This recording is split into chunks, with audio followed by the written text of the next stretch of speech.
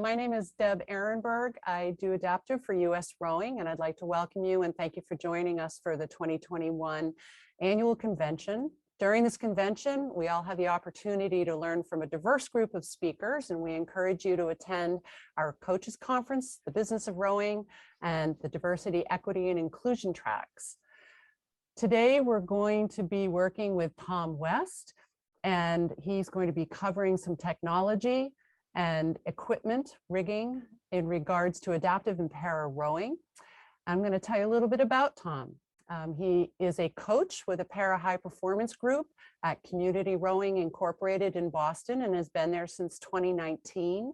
And prior to coaching, he worked as an equity analyst covering industrial stocks, as well as serving as director of equity research for Columbia Management in Boston. The first 12 years of his career were spent as an engineer, primarily at Airflow Research and its eventual parent company, Bosch. He graduated from Rutgers in 1986 with a BSME and later received a master's in finance from Boston College. He rowed on the lightweight team at Rutgers and was on the U.S. lightweight rowing team and currently rows at Cambridge Boat Club. So welcome, Tom. Tom is the MacGyver of CRI, and I know we're going to hear some great things about what he has to share with us. Thanks, Deb, and thanks everybody for coming today. I'm looking forward to talking about some of the things we've been working on for the last couple of years. So I'll get started. You know, it's also important to just foster a dialogue with everybody, with other folks who are working on these things. I think we're all working on the problems that are just right in front of us, and we don't always have a chance to share ideas and write things down to preserve knowledge.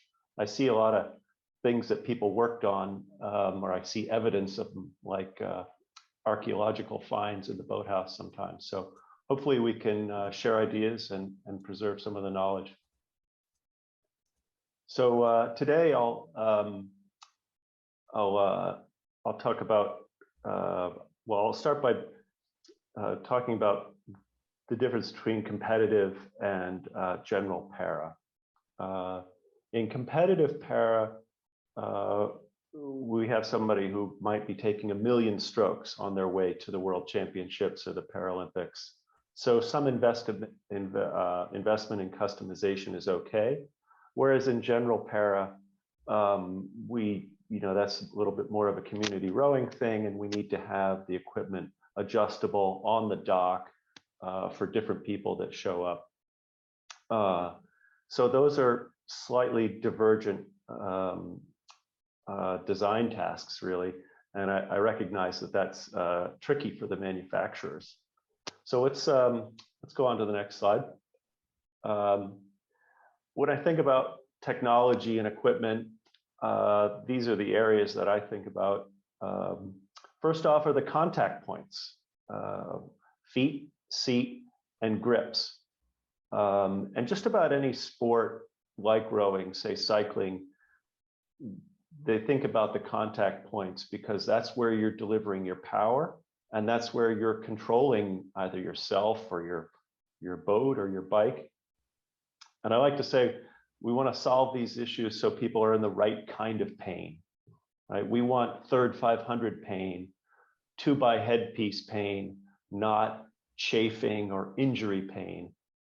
And then we move on to say rigging. And I think once you've solved the contact points, you're really talking about the stroke arc, the stroke position, and load and gearing. I've got a couple of slides on instrumentation. For the US Para team, we use a lot of Peach and NK N-Power Orlocks, and so I'll share a little bit of our experience with that. I think it's also important to mention video tools. I haven't really covered them here, but personally, I think I should up my game on video and video analysis. I like a lot of the work that Mike Purser does, and I encourage people to check that out. And also, one thing I had to learn in getting involved with this is that para athletes are often used to the equipment not working for them. So you have to open up that dialogue before you can get, get to first functional and then optimal. So that, I don't know, takes more than you might expect. So we'll start off with an example of contact points. And this one is the feet, and this would be more for PR3, sliding seat rowing. So we'll frame the problem by looking at the finish in the picture on the left. So at the finish, our shins are probably at about a 25-degree to the angle to the horizontal, or 65 degrees to the vertical. So if we're targeting vertical shins at the catch, that means our shins have to go through about a 65-degree angle from finish to catch. And so if you look at the picture in the middle, I think that's about what the typical rower might look like. A little bit of heel lift as we get to the final bit of the catch on the ball of the foot. So maybe a couple centimeters of heel lift and say, I don't know, 5 or 10 degrees there.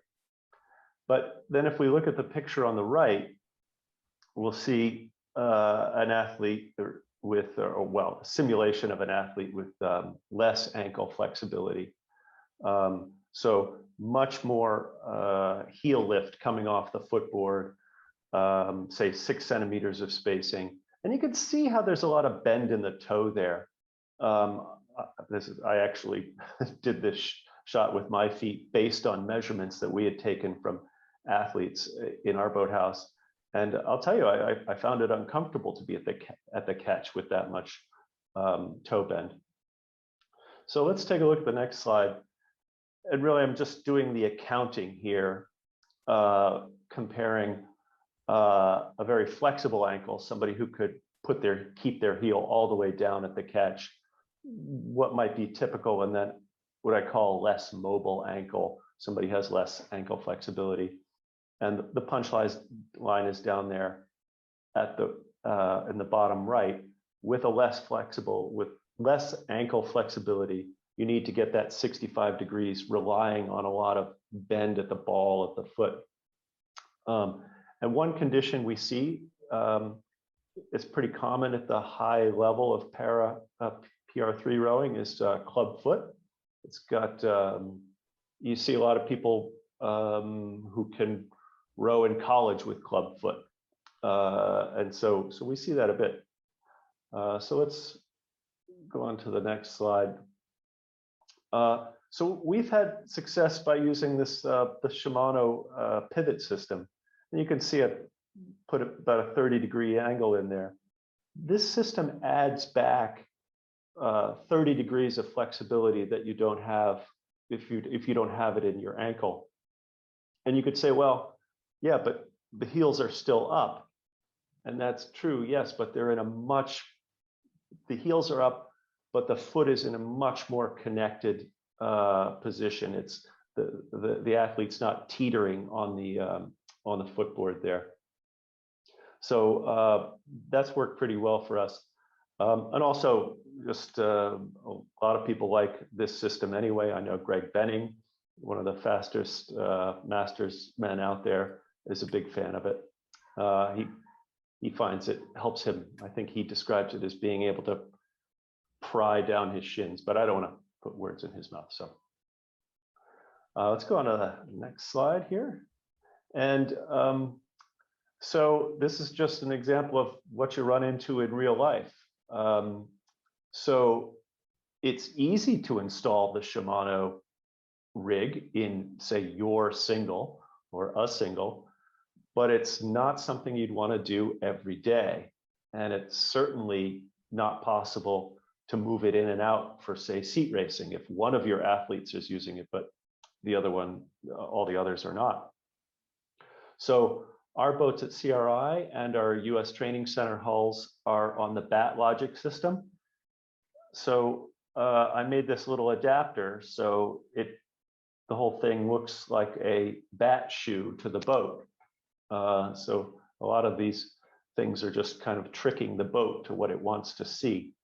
And it looks like a little bit of a a kludge, but I don't know. It worked pretty well. This athlete that uses this setup is in a single one day, a double the next day, is seat racing in camp, can travel to use other boats. So it's worked out pretty well. And people ask me quite a bit about using 3D printing. This might be a good application for that, to 3D print an adapter like that. This is the Shimano rig on an erg. I'd encourage anybody who's going to try stuff like this to try it out on the erg, because it can take a long time to get used to something like this. And the erg takes out all the other distractions.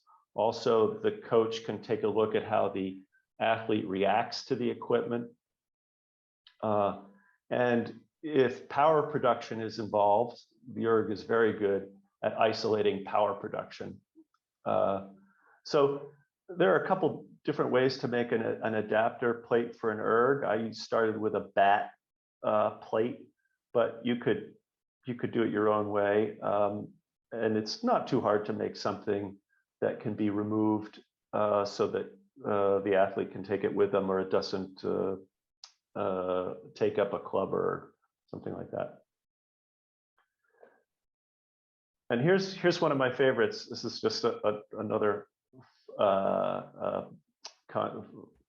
example of feet. So this was made by a local crew dad whose son has one leg considerably shorter than the other. And it turned, I never met the dad. He sent me the picture, and apparently it worked really well. But it's nice because he had never sat in a boat, never held an oar, and wasn't sure what to do. But I with 20 minutes of telling him things to consider, he was off to the races. And the father and son had a nice project together.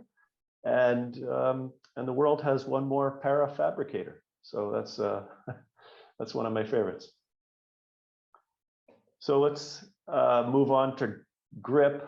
I like to look at other sports for inspiration to see where they are and what they've been doing. So I look at, you know, in the old days, handlebars were made out of straight round tubing. And so there's my 1976 Raleigh there. The cross section of this handlebar material is just round. And it's hard to tell. I didn't want to cut my modern bike, but the tubing for the handlebar on this bike is oval, has an oval cross section, so that the fat part of the oval is where you rest your hand. And that, with some gel padding and this broader brake lever hood compared to this narrow old one, is really quite comfortable. But the big one is this ergon grip at the right. And the thing you notice is that nice pad for the heel of the hand. But the important part is that if you look along that yellow arc, you see sort of a difference in profile and diameter. And that really makes up for the fact that, you know, our middle fingers are longer than our index finger and our pinkies. So it really, it's really much nicer than a straight cylindrical grip. So we had an athlete that had peripheral neuropathy. So he had challenge with sensation and grip. So we started with a regular grip and built it up a little to get just a little bit more diameter there for the middle fingers, and put this stopper feature on. So he needed to use his thumbs to really get every bit of grip he could. So we put that on there. And then this is just the mold system. It's a bit involved, but I don't know. I think the basic concept has some merit. And as I point out, I don't know if everybody saw. It jumped out at me seeing Paul O'Donovan in the double in the Olympics. He had his thumbs right under that oar, and he was, I don't think his hands were within an inch of the end of that oar. So Just saying. We can think about outside the box. So, you know, I think also this would be another application for CAD/CAM if one were interested. I will say, I show these things to masters rowers, and they say, "Forget para, I want one. This is comfortable stuff." I don't know if I'm going to be doing any more with this right away, but if you're interested, contact me, and if you want to run with the ball on this. So, fixed seat attachment. This is kind of this. I feel a little shy putting this under the heading of technology, but you know, it's a real stumbling block for us in para. Muhammad Ali said, "It's not the mountain I have to climb, it's the pebble in my shoe." And attaching fixed seats to sliding seat boats is a pebble in our shoe. And I've written here, it's not just a competitive thing, it's at the root of the experience. How can you grow as a rower if you don't row with different people in different boats in different places? Otherwise, you know, just I don't want to be part of it. So I'm really interested in solving this problem. So let me just move on to the next slide. And you can see that the typical cross section here of a sliding track. There's no good way to grab that. So what I'm proposing here is a basic architecture. This is cross section. So you have a lot of different seats that we're trying to match up with a lot of different boats. And in between, we need sort of a modular architecture to make it all work. And at the root of that would be, I think, a track that looks like a regular sliding seat track. So this is what a sliding seat track would look like. It has an M5 T-bolt on the underside. But on the top half of it, we need it to look a little bit more like, say, a foot stretcher track, so that you know, another T-bolt could be in there, maybe an M6, because that's most people have M6 wing nuts. And I think this would best be made as an aluminum extrusion, which I don't think would take too much investment. And I'll tell you, I'm willing to help fundraise for this. So if you know about aluminum extrusions and have a good source, let me know. My experience is more in injection molded plastics and that sort of thing. So do give me a call on that. So I don't want to go too far into rigging, but I'll hit a couple highlights.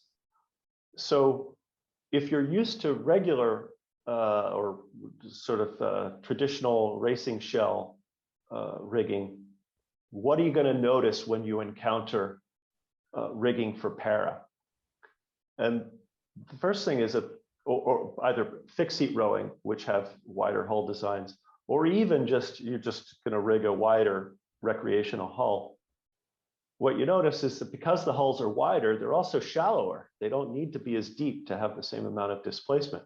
So you'll find the feet and the seat deck are not where you expect them to be. So you'll have to sort of rethink your heights if your experience is in narrower boats. So the boats are slower, all else equal, but for some reason they don't feel as heavy as you'd think for that speed. And I think there's a couple reasons for that. Kleshnev will tell us that hull speed variation comes from two sources. One is from intermittent power delivery, i.e. you're just rowing on the drive and not on the recovery. And two is from your mass transfer. You're going up and down the slide, or you're from finish to recovery. So in fixed seat rowing, your stroke rate is higher, so there's less time on the recovery, and you're not moving your whole body mass through as large a distance. So you get less hull speed variation. Also, and so that hull speed variation makes the boat not as hard to pick up at the catch. So when I started working with these boats, the rigging looked a little heavier than I thought it was going to be, and I think you can get away with heavier than you might expect because you don't have this hull speed variation. Also, you might find that the riggers are more to the stern relative to where the rower sits because the hulls are often made for recreational purposes. So so they're just rigged for more room. So you might have to encounter that. So let's go to the next slide here. I don't want to go too far into this topic, but this seems to be a big one. You know, over the years, we've tended towards steeper catch angles and rigging more through the pin in full slide rowing, competitive full slide rowing. So the question comes, well, should we just be going, if we go to fixed seat rowing and we just have our arms and body, so maybe we have 100 centimeters of work distance versus say 150 for sliding seat. Should we just bring in the spreads and shorten up the inboards and then adjust the gearing as needed so that we can get the same angle? I don't think so. I think, and I think that's where the evolution is, because the trade-off is, I think you've got some biomechanics of shorter inboards that are difficult. I think Alice Henderson referred to it as, well, she and I both refer to it as archy. And I think that if you look at some of these angles here in the table, that archiness just is the fact that it's hard to pull perpendicular to the oar through such a large angle if you don't have the sliding seat. So I'll leave that. And the next slide, there are some comments I make about, you know, questioning whether there's really magic in the hydrodynamics of the steep catch angles. But I'm gonna set that aside, and we can come back to that in Q&A if we want, or we can have a really nerdy breakout session sometime. So with NK and Peach, these are the two we have experience with, and both are really useful and powerful tools. Like any tool, you really have to start with a thesis and say, what am I going to use this tool for, and how is it going to complement what I do, or what you don't want to just record a bunch of data and then see what you see. I find it helpful because I've been rowing for a long time, but I've only been watching people row for a few years. So I think it, you know, I find it helpful to actually see what's going on in the data around the catch. Maybe people who've been watching millions of catches for decades can do it. You know, I'll say everybody thinks about using the software and the data to sculpt the perfect stroke.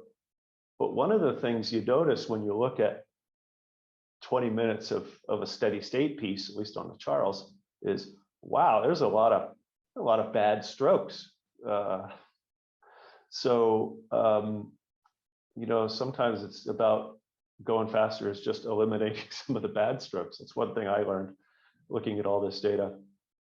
And you also want to consider that once your boats are instrumented up, they're not as flexible. you can't move height as easily. You have to readjust the sensors.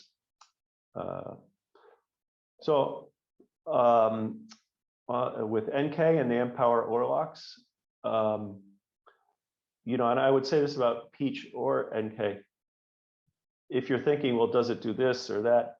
Check out the website. Their use cases that they present are really quite good and they evidently put some thought into it.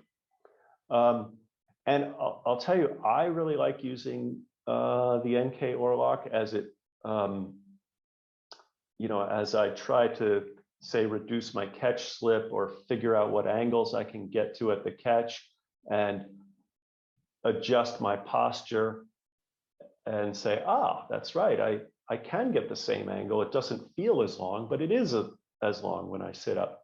So I would say if you're going to use these NK as a coach, try it yourself. You really should. I'd implore anybody who is going to invest in it to do that.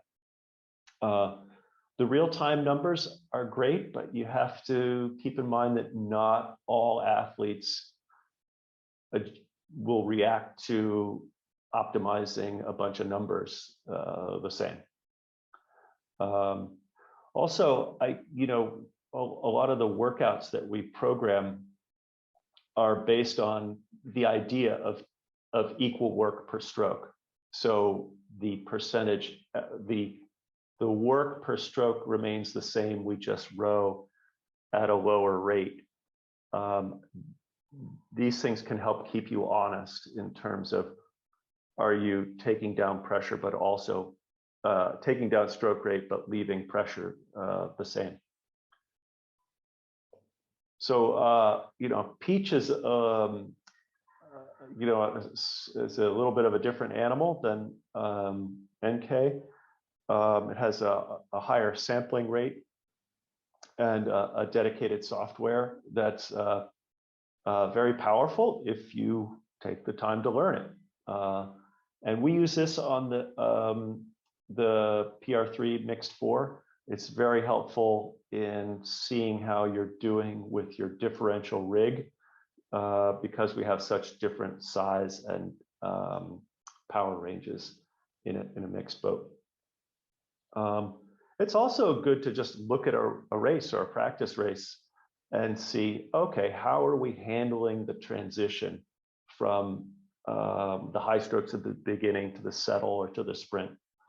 But you really have to put a lot of thought into and time into how you're going to talk about this stuff with the athletes and how you're going to keep it productive. But also, keep in mind, you don't have, as a coach, do you really have the time to go back and analyze data and prepare a little data talk with the athletes? Because it's, to do it right, it's no small commitment. So, under conclusion, I say there are plenty of things to work on. I put a few calls to action out there on purpose. You know, but it's not all design and engineering. I think a lot of this is communication and documentation and collaboration, all that stuff, to preserve the stuff we do, to preserve and share. So I put my email down there. Oh, and the parting tidbits. I learned this from the Weston ski track. I worked with adaptive skiing there, and the person who trained me said, I said, well, what do we do about this? What do we do? He says, get here 5 minutes early and see how they got here. Did they come in a wheelchair? Were they on crutches? Did they have help? Were they strapped in? You know, and so I thought that's the most useful piece of advice I've ever gotten in the world of para. And then yeah. we have a question for you. Okay. With this technology that you've used, obviously at Community Rowing and with the Para 4, Can you talk a little bit about how you used it with the athletes in the four and what sort of resonated with them over their careers in the last year or two?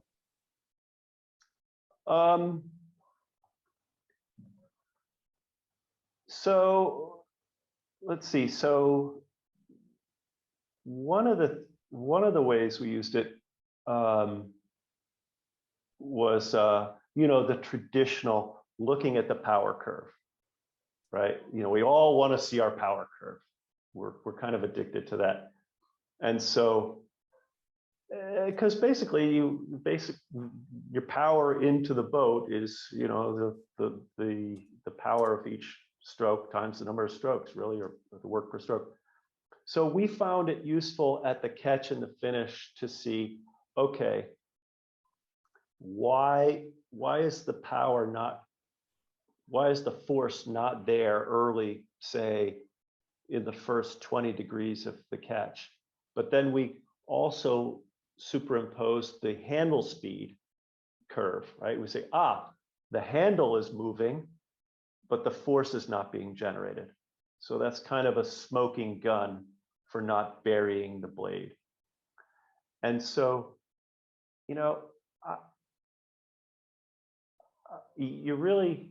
it helped me in sort of understanding what people mean by being patient at the catch. I never got that because I thought, and I'm not sure a lot of athletes get it. And I think you want to be impatient getting the blade in, but you really don't want to pull on the blade until it's set. And we use the every 50th of a second to go through that. But on that particular example, I'd also say the best trick on video is to just shoot at 40 or 60 frames per second, and you just go frame by frame with the athlete and say, okay, from full reach to full bury, how many frames? And a frame is, say, 2/100ths of a second. So a world-class catch is 4 frames. A club catch is 6 frames, and kind of a problematic catch is 8 frames.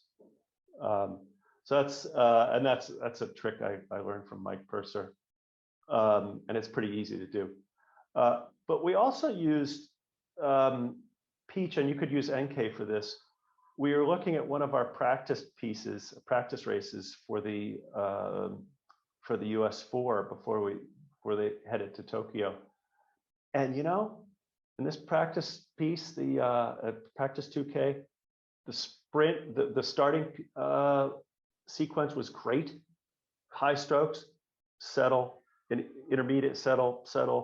Then the body of the piece looked great, but the sprint just looked kind of flat.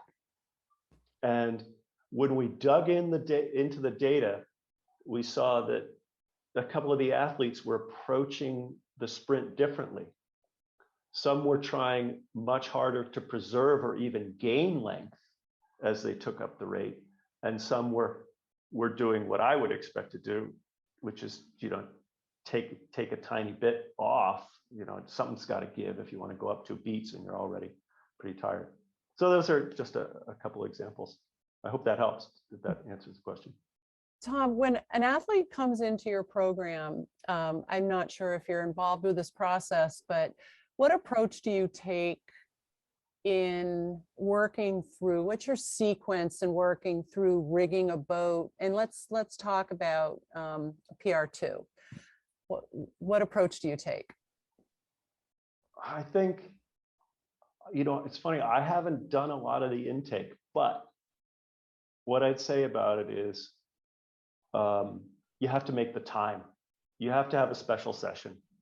You can't expect to have somebody show up and that just be one of the things you do in the 15 minutes while you're trying to get the boats out. So I think the most important thing is to make the time. And if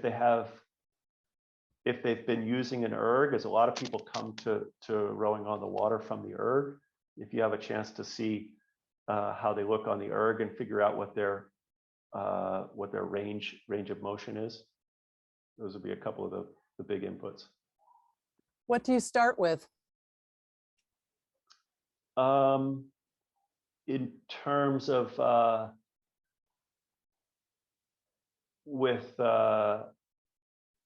I'm not sure I understand, like, If you have a sequence of rigging that you work with when you're working with the athletes, or is it very individual? yeah, I think it's very evolutionary. So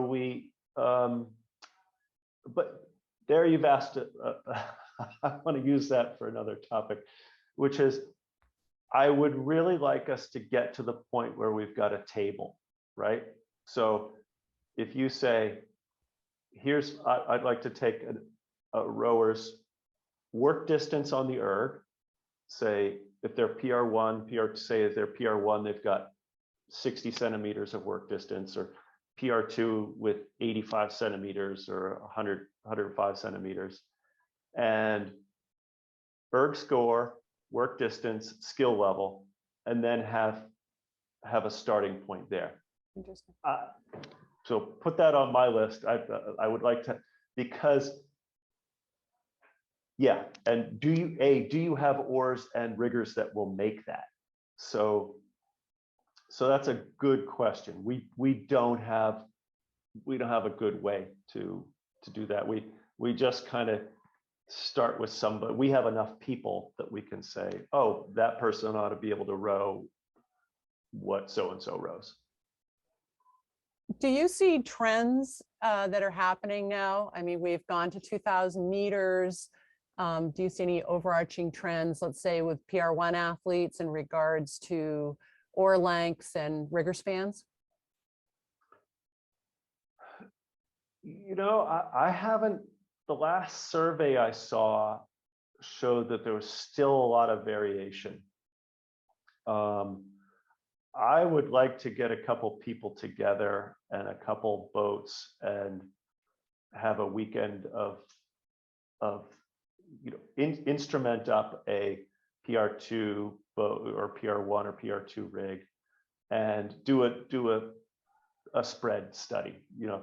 Do a tight rig at 140, do one at 150 and one at 160 or something like that, and have the oars and riggers ready. So I think more work needs to be done.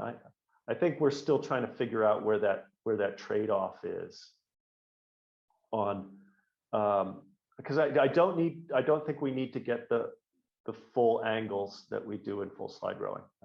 I'm not sure that's productive biomechanically. Well, I'm not seeing any more questions, but I'd certainly welcome anyone from the audience to pop a question in the chat. This is your chance to speak with Tom about any of the details on the technology he's been working with. We'll give everybody a couple of minutes to do that. Or you can volunteer your source for a aluminum extrusion. Yes, getting seats in and out of boats for multi-users is a challenge, that's for sure. Now, I have a question for maybe folks that are on the call. Did somebody a couple years ago try to put together a picture book with various para solutions? I saw that come by, and I was new at the time and I didn't have much to offer, but I haven't if seen anybody's that. doing that. No, Yeah. it might have been out of Row, New York. I don't know.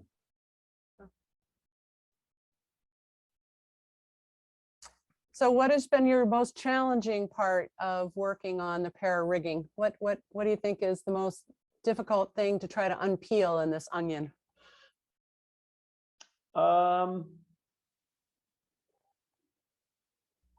Yeah, it's I mean, the boat is a hard thing.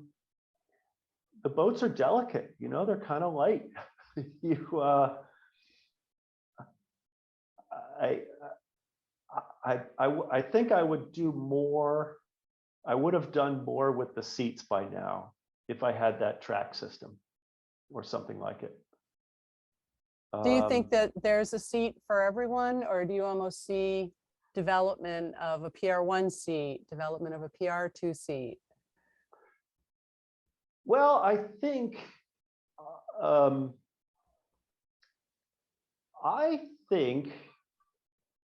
we use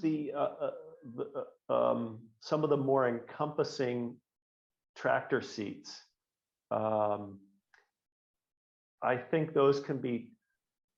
I think those can be a challenge for PR2, because when I sit in them and try to do a PR2 stroke, I find that my hips widen out just a touch when I rock over, and so I want, if I'm a PR2 rower, I want something that I can brace myself with. So I want a little bit of height in the back, but I want my hips to be open if I can manage it, if I can stay in the boat that way.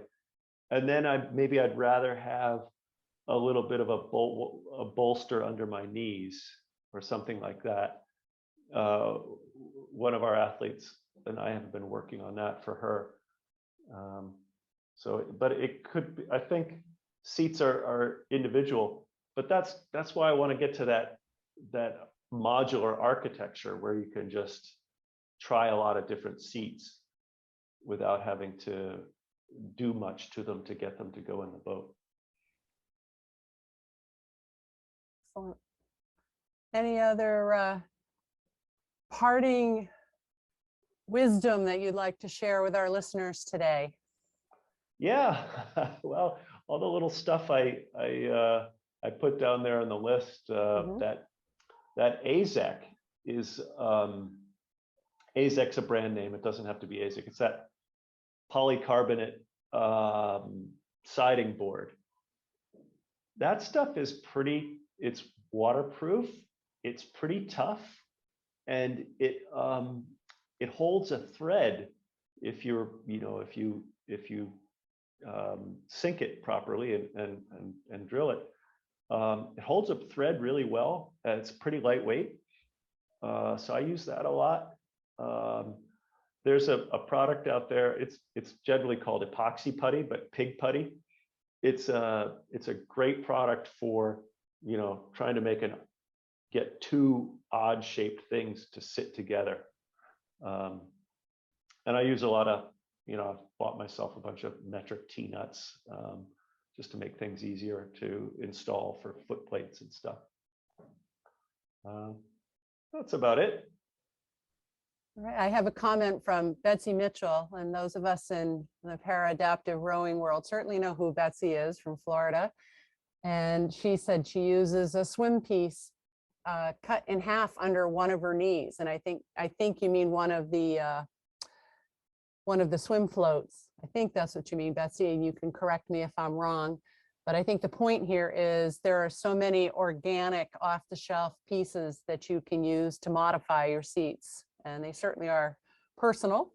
So, well, I think, yeah, you could use anything. I've started using that foam block that the kayakers use. So whitewater kayakers actually will custom cut their foam pads at their hips so that they can really move the hull with their hips. And also they put a bit under their knees so that they can, when they get into the tougher water, they can squeeze their knees in and grab the hull that way. And I don't know what that foam is, but I get it from NRS.